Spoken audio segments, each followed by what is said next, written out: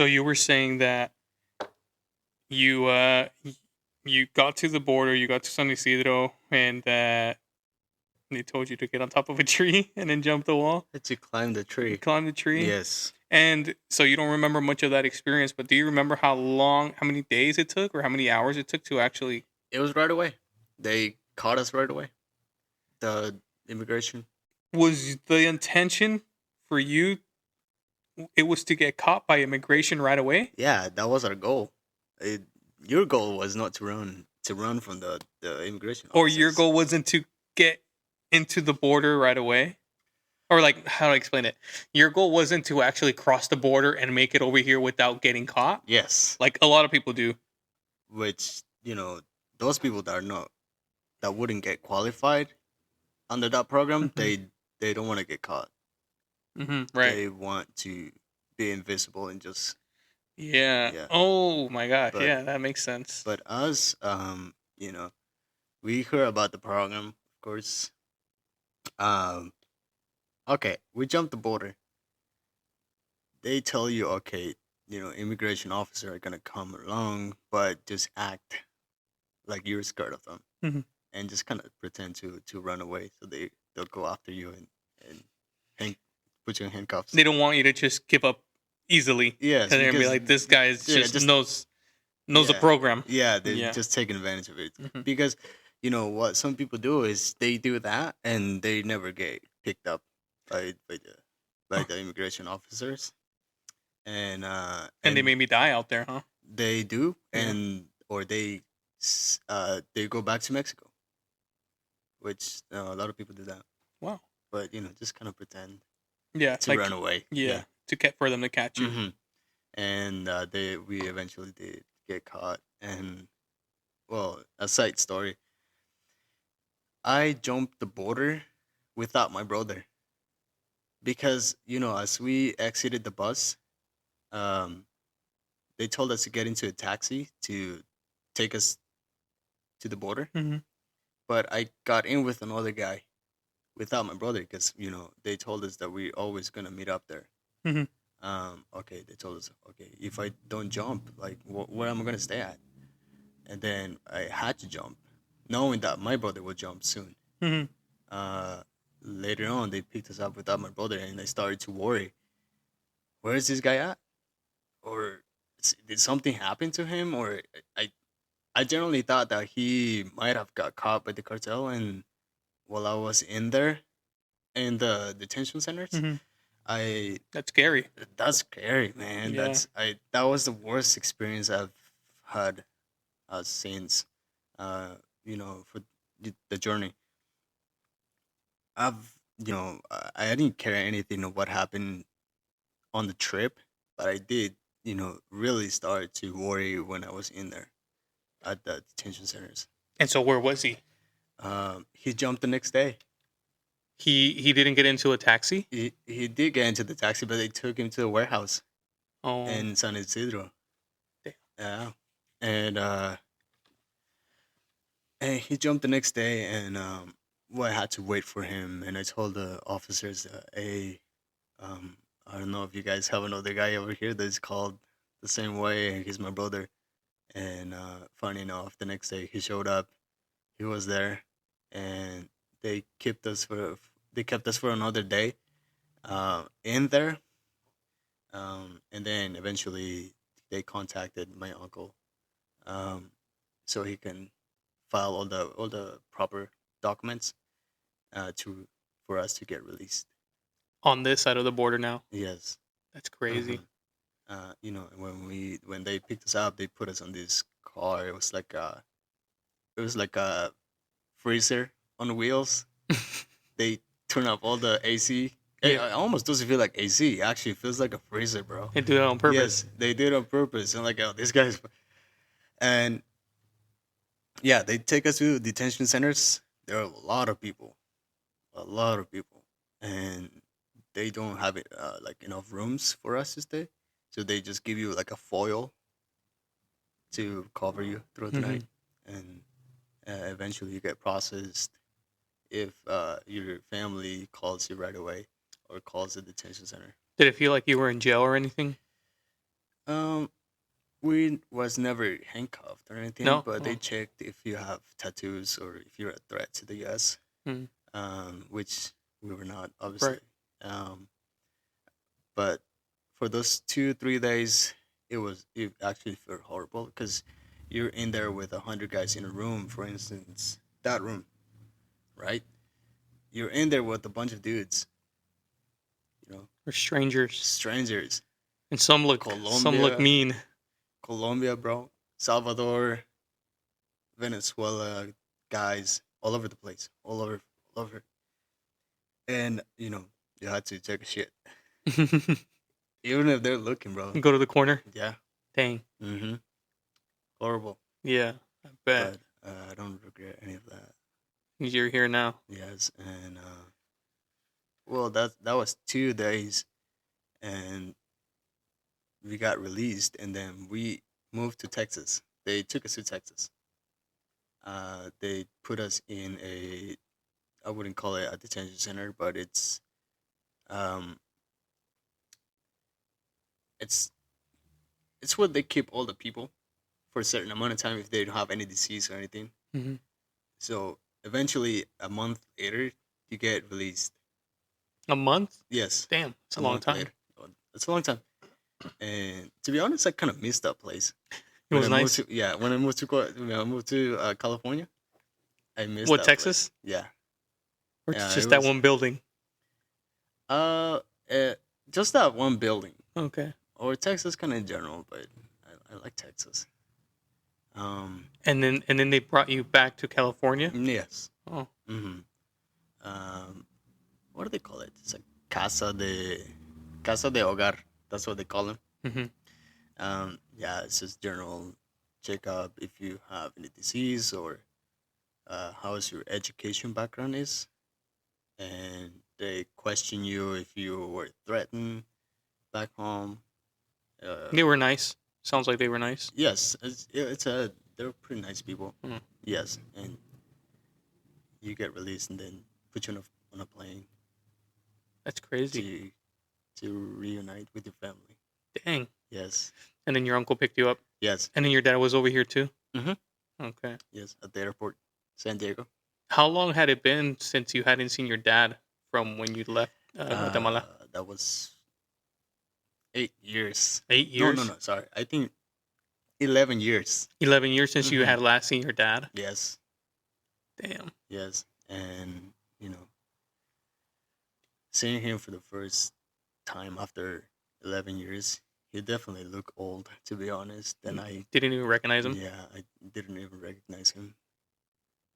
Um, it was a happy time, Yeah. and he took us home. That's crazy. Uh-huh. Felt nice, huh? It felt nice, Yeah. but at the same time, it felt Weird. empty because now with that, but where's mom at? You know. Mhm. So it's either one or the other. You can't have both at the same time, Right. which is hopefully soon we will, but at the moment it's still pending. That's crazy because I met you. So then when I met you a couple years ago, it's probably been 2 years now since I met you. You hadn't gone back to No, Guatemala no. until recently. Mm-hmm. So I guess I know a little bit about your story from now on because Mm-hmm. most recently you were able to go back to Guatemala and it had been what since 2019, like 5 years, 5 or 6 years. Yeah. Mm-hmm. Yes.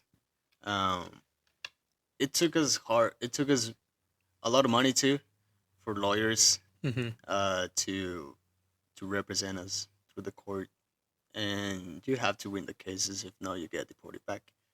Um, Actually, out of my pocket, it was $10,000, and you have to apply for certain programs, certain state programs, city programs too, Mm.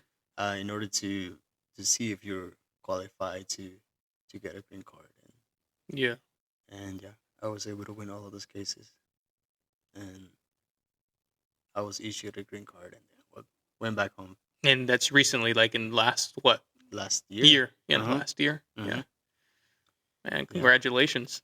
Thanks, bro. Yeah, Yeah, because thanks. you've had a rough journey compared to me. I'll tell you that. I'm lucky, in the sense of my citizen status or Right, my right. status here compared to Mm-hmm. you. But it makes me grateful, but it also makes me appreciate your journey, your history and that sorts too. Because damn, not everyone has it easy. Again, some people have it harder than us, and some people have it easier. That's true. And just kind of puts things into perspective, right? But so yeah, no man, that's crazy. It's beautiful though. No regrets at all. No. No regrets. Well, sometimes I wish that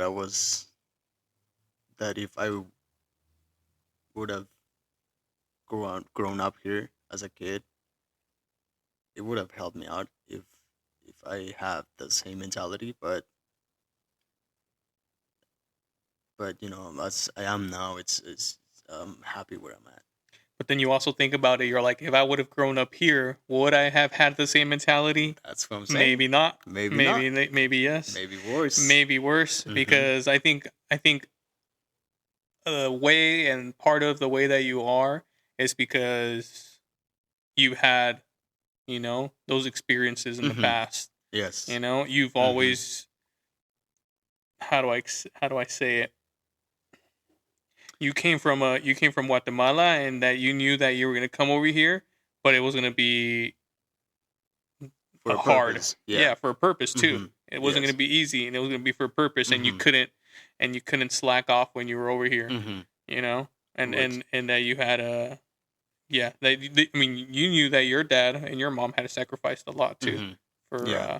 Giving up the kids. It's yeah. just- um. So yeah, maybe you wouldn't have that same mentality. Because I'll tell you one thing, man, is that I think one reason that you and I both clicked, well, we got along, I think Mm-hmm. is because we've had, or you have that mentality, and I've always thought, I'm like, damn, this kid wants more in life. So do I. So Right. you and I would always talk back then about different goals and aspirations we had, right? Mm-hmm. Yeah. Yeah. Well, I'm not gonna say that I'm well off that I was in maybe 5 years ago, but I am fortunate that I was able to see more than I had before, Yeah. or have more than I had before. Hmm. You know, like I'm saying, I didn't have any car until I was here.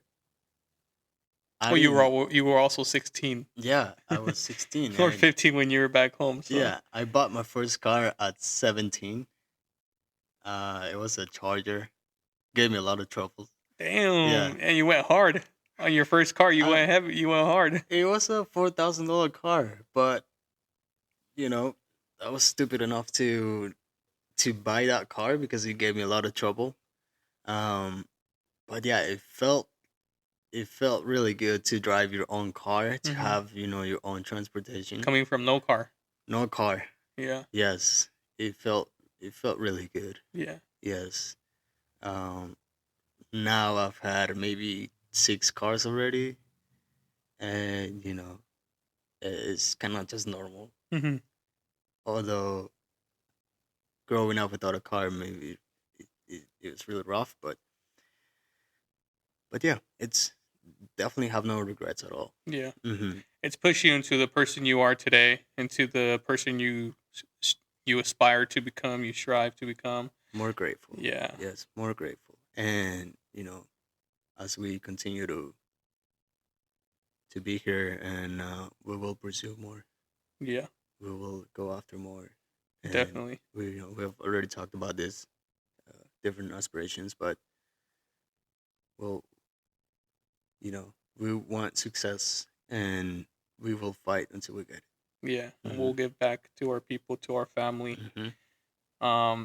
So let's you say you want, maybe I don't know if you want to share that information on, you say you changed your name recently. Oh yeah. Do you want to share that information? So, uh, my dad worked for this pool company based here in San Diego, and the owner of that company, his name is Mike. Hmm. And my dad was employed there for maybe 10 years or 15 years Mm-hmm. until his company actually got destroyed by a wildfire. The pool company. Yes, he had a storage um, almost in San Marcos. Um, so I think in 2010, a massive wildfire took over that hill and wiped out everything. I think it was a cocoa wildfire. I'm pretty sure. Yeah. It destroyed a lot of San Marcos. Yeah, and yeah, so you know his company died, but he was able to provide for my father still, even though he was not working at all. And then that's his name is Mike, and that's probably what my dad got the idea of, me changing my name because he appreciates the guy that was there for him. Mm-hmm. And once I got the opportunity to get my green card, and then he's like, okay, you're gonna. This is the guy that was behind our backs for all this entire time, and I want you to be called like him. Yeah, show some honor, Yes, some respect. hmm Yeah. and that's pretty common in our culture. If you respect someone, you kind of like give that gift to them. Mm. And yeah, we changed the name to Mike, written as Mike, not Miguel. Yes. Oh, really? Yes. hmm And that was in the past year, right? You changed your name in the past year. Yes. Yeah, hmm when you got your green card. That's correct. And so, what were you named before that? Share with the audience. What was your name before? It was Francisco Hernandez. Hey, Yes, Francisco. Francisco. When I met him, he was Francisco. As we're talking right now, he is Mike. Right, but yeah, you can call me Francisco if you want it. But yeah, papers doesn't really mean anything. Words mean a lot more than that. But it's funny because I've always had this struggle of not knowing what to call you, bro. I've always been like, hey, what's up, Francisco? And then I see on your Instagram, it changed to Mike. And I was Yes. like, what the? And then it changed to Mike Geovany. Right. And I was like, I don't even know what to call you anymore. Last time I saw you, remember? You're like, hey, bro, I changed my name. Right. Right. You were like, don't Yeah. call me Francisco anymore. No, Nah, you didn't say that. But but I was just like, Yeah. I didn't even know what to introduce you as anymore. Yeah. Right. Yeah, but you know what to call me now. Well, that's beautiful, Mhm. though. Yeah, that's Yeah, it's because of that, and I do respect my dad. yeah, That's why I'm okay with it. yeah. Yes, And it's just a name. it's just a name. Doesn't change who you are. It doesn't change who I am, and neither my background. So, some people might say, "Hey, you've been living there for 5 years only, and you became so white that you changed your name to Mike." Right. But yeah, I don't care. And where does the Giovanni come from? It's my middle name. I don't even know where my dad got that. But was it Francisco Giovanni Hernandez before that? No, I completely changed my whole name. Oh. Yes. So your dad told you to change it to Mike Giovanni. Yes. I wonder where Giovanni comes I'm from. sorry, man. I just respect my dad. No, that's good, Yes. man. That's a great thing. And I thought, okay, that's a good idea. Why Yeah. not? Mm-hmm. I mean, it's not a bad name. It goes Mike Yes. Giovanni, Uh-huh. Mike G. Mike G. Yeah, brother. Appreciate you having me on, and it's never done this before, and for the audience, and it'll grow. Yeah. It'll grow. For Thank sure. you. I know these are like early episodes. You are Mhm. my third episode. Happy And it's to be going to be a that. 2-part series probably. Mhm. But again, man, I appreciate you coming on. Thank you for accepting the invite and for being so interested too. You know, it's gonna be something between us too, and obviously for the audience to listen to. And there might be someone out there that resonates with you, or I might meet someone later on in the future that had a very similar story to yours. Right. Because Mhm. if you say it's very common in Guatemala, Mhm. then there's a lot of people with your story. Probably. Yeah. Yes. And So in the future we can do something yeah. with that. So let's finish off with telling the audience, what do you want to share anything? Do you want to share what you got going on? Are you going to school? What you are aspiring to be? I know you have or your, if anyone wants to reach out to you to, to connect, to hear your story a bit more, or anything, if they want to connect with you, Definitely. share whatever you got going on with the audience. Yeah. So as of right now, I am a college student, probably getting scammed by college. But yeah, um, I I I prioritize, you know, education. I am a college student. I own a business, transportation business, limousine business for all, people here in San Diego County. We'll get into the contact later.